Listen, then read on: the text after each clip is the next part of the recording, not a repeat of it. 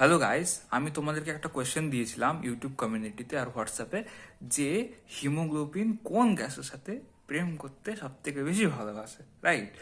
Option ছিল হচ্ছে carbon dioxide, carbon monoxide, nitrogen আর অক্সিজেন, রাইট?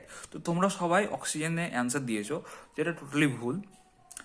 কারেক্ট অ্যান্সার হবে কার্বন মনোক্সাইড, রাইট?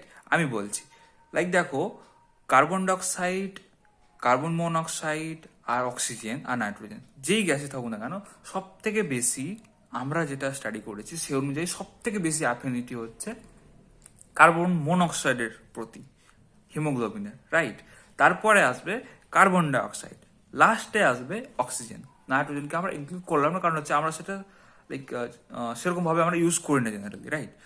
বাট সেটাও ডিজলভ হয়, নট আ বিগ ডিল, সেটাও হয়, বাট জেনারেলি আমরা সেটা দিয়ে ডিনোট করি না, ওকে? আর নেক্সট হচ্ছে যে তোমার গিয়ে অক্সিজেনের প্রতি যদি 1% যদি অ্যাট্রাক্ট হয়, তাহলে কার্বন মনোক্সাইডের প্রতি সে অ্যাট্রাক্ট হবে অ্যাপ্রক্সিমেটলি 200 টাইমস, ওকে, অক্সিজেনের তুলনায়।